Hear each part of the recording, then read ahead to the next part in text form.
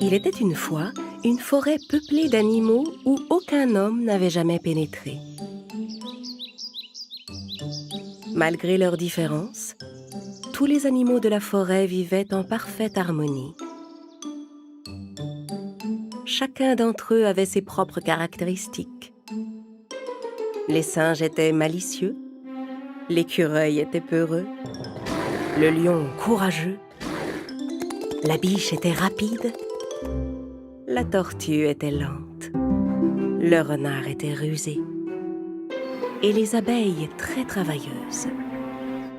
Le seul animal avec lequel les autres ne s'entendaient pas était le corbeau arrogant. Le corbeau n'aimait pas partager sa nourriture. Parfois, il volait même celle des autres animaux et s'enfuyait avec. Tous les animaux commençaient à se dire que ce corbeau égoïste méritait une bonne leçon. Comme il était le plus malin et le plus rusé, le renard prit la parole. Laissez-moi faire. Je vais jouer un bon tour à ce corbeau égoïste. Ça va lui apprendre à être aussi arrogant. Un jour, le corbeau alla en ville pour chercher de la nourriture et revint dans la forêt avec un gros morceau de fromage dans le bec. Il alla se poser sur une branche. Le renard, qui le surveillait de loin, décida de passer à l'action pour s'emparer de ce fromage.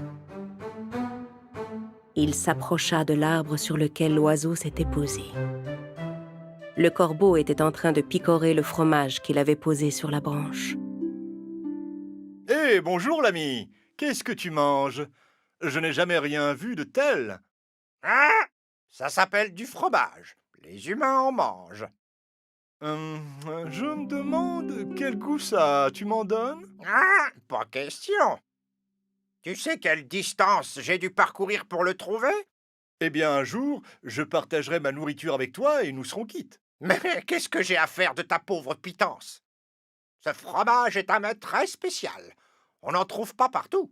Quoi qu'il dise, le renard ne parvenait pas à convaincre le corbeau de partager sa nourriture. Le renard était malin, mais le corbeau n'était pas en reste. Le renard décida donc de passer à une autre méthode. Très bien, très bien. Garde ton fromage, je n'en veux pas. Mais laisse-moi au moins m'approcher et jeter un œil à ce fromage si spécial que tu ne veux pas partager. Mais quand le renard commença à grimper sur l'arbre, le corbeau effrayé reprit son fromage et s'envola avec sur une autre branche. Le renard alla se placer sous l'arbre où venait de se poser le corbeau. Mais celui-ci n'avait toujours aucune intention de partager. Le renard réfléchit un instant et décida de changer encore de plan. Quel est le point faible de ce corbeau? Il est égoïste, prétentieux et arrogant.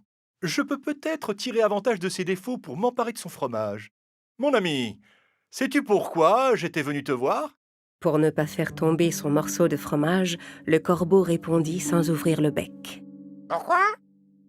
J'ai entendu dire que tu avais la plus belle voix de la forêt.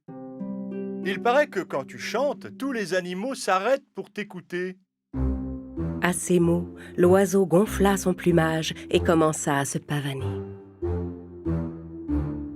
Chante pour moi, que je puisse entendre la beauté de ton ramage, dont j'ai tant entendu parler. Le renard avait touché le point faible du corbeau. Pour lui montrer sa belle voix, le corbeau ouvrit son bec et laissa tomber son morceau de fromage. Bien sûr, le renard en profita pour l'attraper.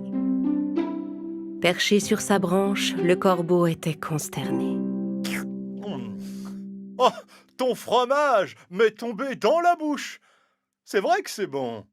À cause de son arrogance et de sa prétention, le corbeau avait perdu sa nourriture. Eh bien, mon ami, voilà une belle leçon. Tu ne devrais pas te prendre pour plus valeureux que tu n'es. Tu ne devrais pas prêter l'oreille à tout ce qu'on te dit et prétendre partout que tu es le meilleur. On trouve toujours plus malin que soi. Sur ces mots, le renard s'en alla et disparut dans la forêt, laissant le corbeau dépité.